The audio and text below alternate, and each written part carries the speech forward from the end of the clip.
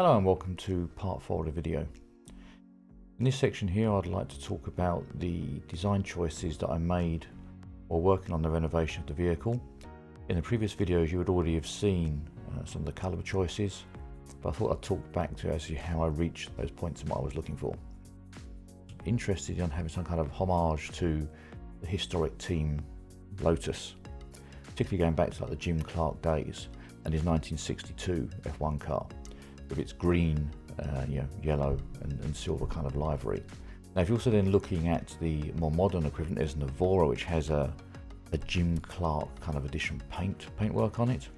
You can see there that's also green with like the yellow stripe work and some yellow detailing and black, but also with black wheels.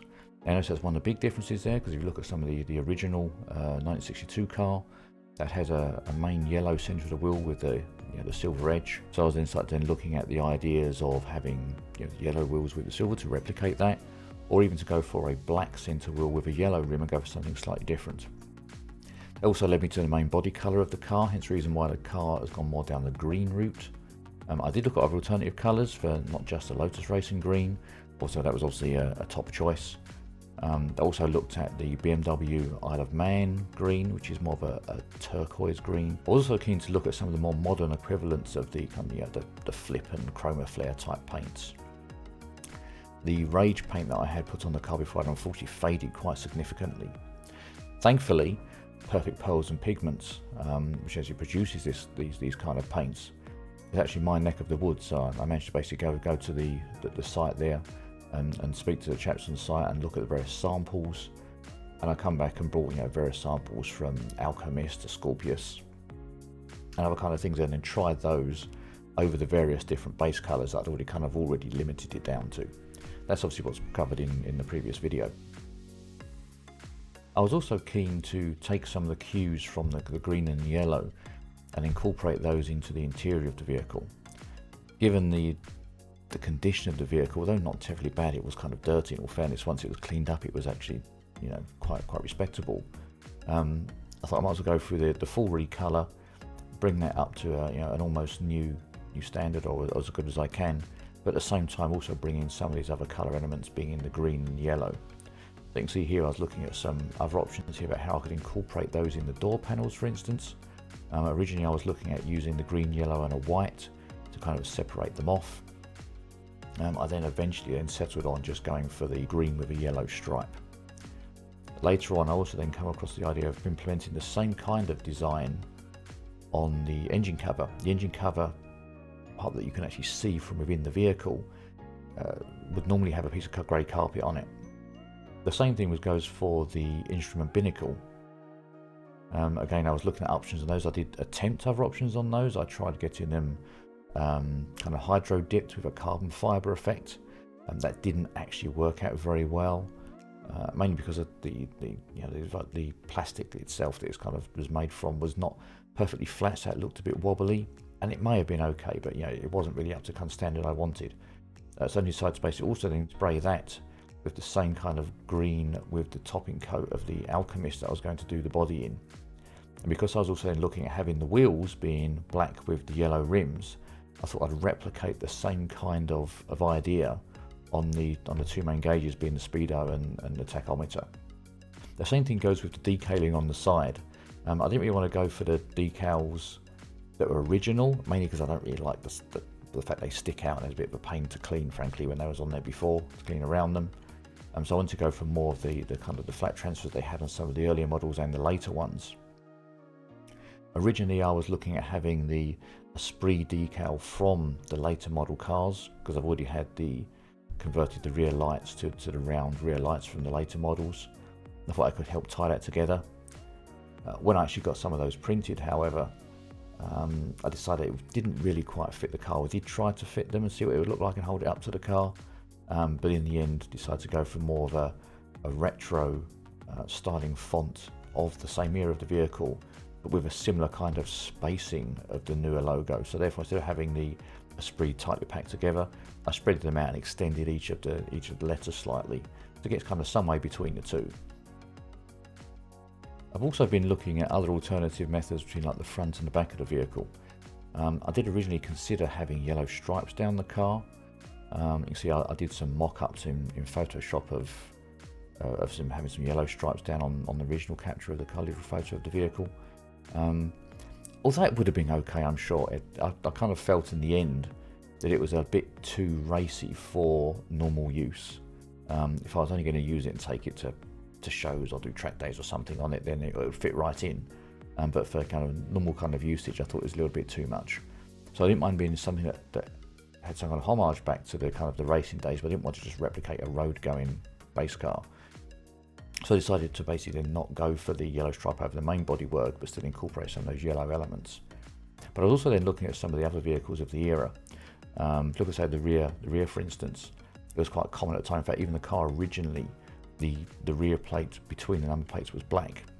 So I thought I'd then use the existing moulding around the rear of the car, around the round lights, and also go for black on that there as well, so you had that break up. Again, did some couple of mock-ups on that, and I quite liked it, so that's what I'm going to end up going for. The same thing for the front of the vehicle, during the main access point for the airflow to the radiators, etc. I had that done all gun green last time I had it painted. I think this time around I'm going to have a similar kind of thing where it's kind of the black around the inside. Not yet decided whether I'm going to go for like a yellow pinstripe around that. Again, it looks okay, actually very Aston Martin-ish actually, from some of the mock-ups that I've done. But I don't know if, again, it might be a little bit too racy. The jury's still out. I should see. I can always add the pinstriping later anyway. And if worst case, if I don't like it, I can always peel it back off. The same thing goes with the rear. It had been suggested about I could also put pinstriping around the black rear section once that's done. Again, I shall review that when I get to that point in time, which hopefully is not going to be that far away now.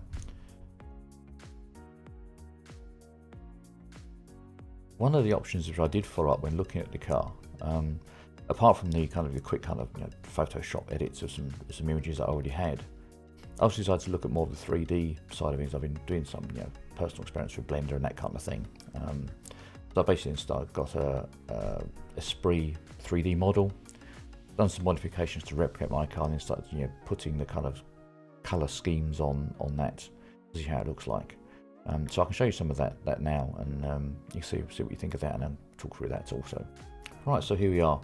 This is in Blender, which is a free open source rendering piece of software, 3D software. The 3D model, I can't remember exactly where I got it from now, but it was a 3D model of actually a later V8 Esprit. So the interior in that kind of stuff is not exactly the same, but I made some modifications of the parts that were important. Like I've rechanged the rear tailgate here, added the glass, I've modified this accordingly. I've also remodeled some of the internal door cards, so things I was changing. I haven't got around yet to changing the actual interior as a whole. I may or may not do that at some point. Another some approximation of the wheels that I have. You can see here, this is basically done. I've got the wheels with the black centre and yellow rims. I mean, forget the bits, I just haven't finished modelling those. Put the Lotus styling on one of the spokes with the centre badge. You can also see here I've gone for the newer style Esprit badge and decal along the edge of the car there. As I've mentioned, I then later decided to go for the same kind of letter font styling that you'd had in the original 89, which is this kind of more squarer kind of font. Just spacing it out more to kind of replicate that. I think at the end of the day it kind of tied in more. I also basically placed my own little logo in the window too. Okay, you can see from around here the rear of the car where I've gone for use the indents and change that to be black. Again, I think kind of add something a little bit more different to the vehicle. Another thing to note as well is that the Esprit badge itself, I decided to have that yellow to kind of colour match the Norfolk yellow and increase the yellow detail. You also see the engine cover in here. If I move in, this is the engine cover in here, which would normally be covered in grey carpet. So I decided I'll paint that to also match I have the word Lotus in there too. The door cards, as you can see, I've decided to go for, in the end, green with the yellow is going to replicate the kind of the yellow stripe and come back to the homage for the Lotus F1 Racing. And although it's shown on here using the wrong binnacle type, just for my own reference, see if how things would tie in. Also done that as green with the yellow around the two main gauges. So that's really the main difference here. They've gone from standard in the vehicle. I mean, the paintwork, I tried to create a shade that replicates the kind of effect of having the green with the Alchemist on it. It's nothing like what it looks like in real life, I'll be brutally honest with you. I'm sure I could probably tweak it with some more, but it's just, you know, the time, and it wasn't really relevant for what I was looking at here. It's good enough. If we go over to actual ray trace rendering of it,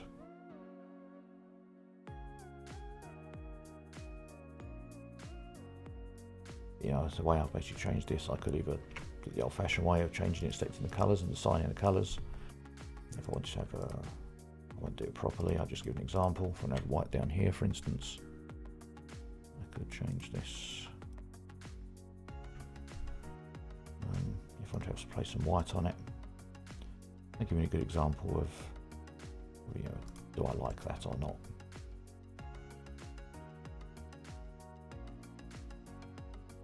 But there we go. That was using 3D software, some visualization. I'll have some photos coming up. And that's basically what led me to choice. To work on the car as it is. And so coming videos, you will see the state we're in. And hope you enjoy. Thank you.